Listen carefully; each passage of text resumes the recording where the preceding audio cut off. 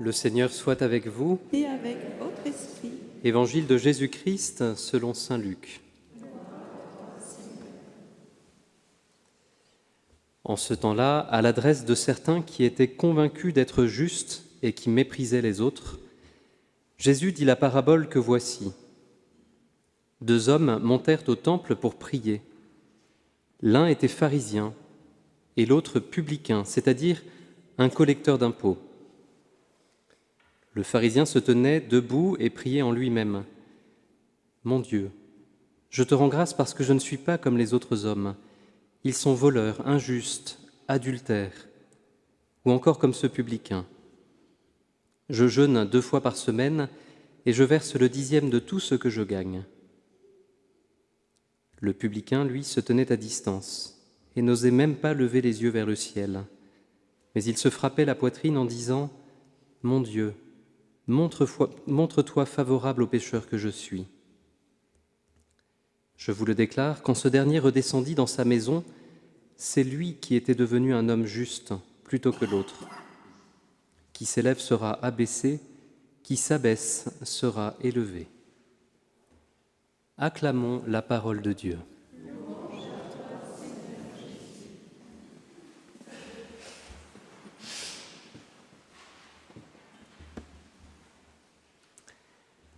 Bien, quel est le problème ? Eh bien, le problème profond, c'est que nous sommes ce pharisien. Alors vous allez vous dire, non, peut-être pas. Je me reconnais pécheur par rapport aux autres. Eh bien, je vous assure que tous, plus ou moins, nous sommes à la place de ce pharisien. Alors d'abord, quelques mots. Qu'est-ce que ce publicain, collecteur d'impôts ? Parce qu'il faut bien que les impôts soient collectés. Alors qu'est-ce qu'il y avait de mal à cette époque, dans cette situation particulière, d'être publicain et donc collecteur d'impôts ? Eh bien, c'est que nous sommes, à l'époque, sous l'Empire romain.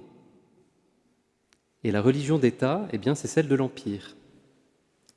Vous savez, pour les Juifs, le pire des péchés, c'est l'idolâtrie. Accepter d'avoir d'autres dieux que le seul vrai Dieu, l'unique Dieu, le Dieu de nos pères, d'Abraham, d'Isaac et de Jacob. Et donc, normalement, on n'a pas le droit de pratiquer une autre religion que celle de l'Empire, celle de l'empereur.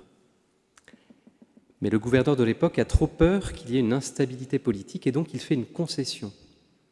Et donc il permet aux Juifs de pratiquer à une condition, de payer un impôt. Et pour relever cet impôt, eh bien, il prend des Juifs parmi les Juifs. Et donc, pourquoi ils sont vus comme pécheurs ? Parce qu'ils sont vus, ces collecteurs d'impôts, comme collaborateurs de l'ennemi. Ce n'est pas tant le fait de collecter des impôts, c'est le fait de collecter cet impôt-là. Et donc de collaborer à ceux qu'on considère comme ennemis, et donc être obligé, pour pratiquer, d'entrer dans cet impôt qui semble injuste. Maintenant que cela est posé, alors pourquoi est-ce que nous sommes pharisiens ? Vous comme moi, hein ? Parce que regardez quelle est la différence entre les deux ? Eh bien, le pharisien se compare aux autres. Sa référence, c'est les autres. Peut-être qu'il a raison, peut-être que, regardez que tout ce qu'il fait, c'est bon en soi. Et peut-être que réellement, le publicain est réellement pécheur. Objectivement, vous voyez, sur l'ordre du péché, il a certainement raison. Qui ne s'est pas dit une fois, telle personne, peut-être une personnalité publique qui passe à la télé, regardez avec tous les scandales, quels qu'ils soient, qui ne s'est pas dit, quand même celui-ci, moi j'ai jamais fait ça. Vous voyez, son problème à ce pharisien, c'est que sa mesure, c'est les autres. Alors que le publicain, sa mesure, c'est qui ? C'est lui dans sa relation avec Dieu.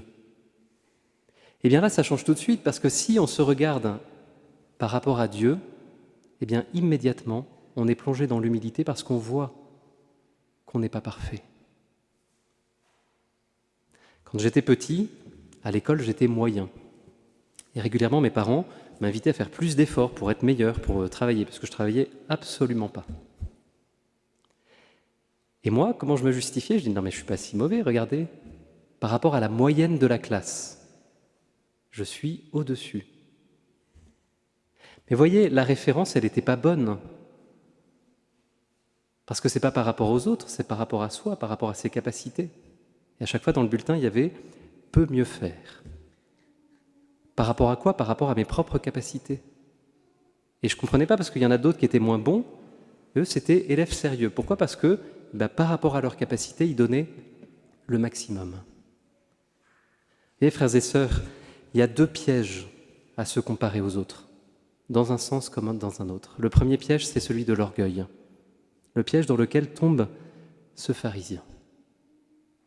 Le deuxième piège, à l'inverse, ça peut être toujours en se comparant aux autres, de tomber dans le désespoir, de se dire « mais je vois que tout le monde autour de moi est bien meilleur, eux ils arrivent à prier, ils arrivent, et moi j'y arrive pas ». Et le Seigneur, voyez, nous invite à ne pas tomber dans ces 2 pièges, mais à regarder la mesure de référence qui est moi par rapport à Dieu.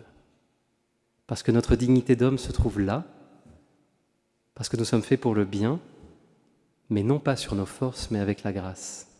Certainement que ce pharisien avait oublié que ce n'est pas en raison de ses mérites et de ses bonnes œuvres qu'il est aimé,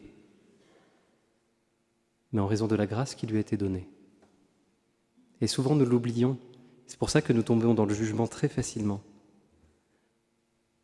Et voyez, quelqu'un qui ne se reconnaît pas malade ne peut pas accepter les préconisations du médecin. Eh bien, la même chose de nous-mêmes. Si on pense que nous sommes justes, alors la miséricorde n'est pas pour nous. Vous voyez, quand l'Église parle de péché, ce n'est pas parce qu'elle a envie de parler de péché, c'est parce que sans péché, il n'y a pas de miséricorde.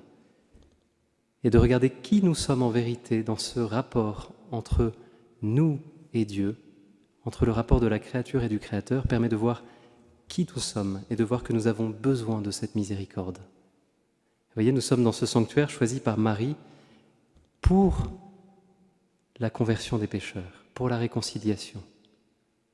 Alors que nous puissions, dans ces jours qui nous sont donnés, d'entrer en nous-mêmes, de voir qui nous sommes dans cette intimité avec Dieu, pour pouvoir quémander cette miséricorde qu'il veut à temps et à contre-temps nous donner. Amen.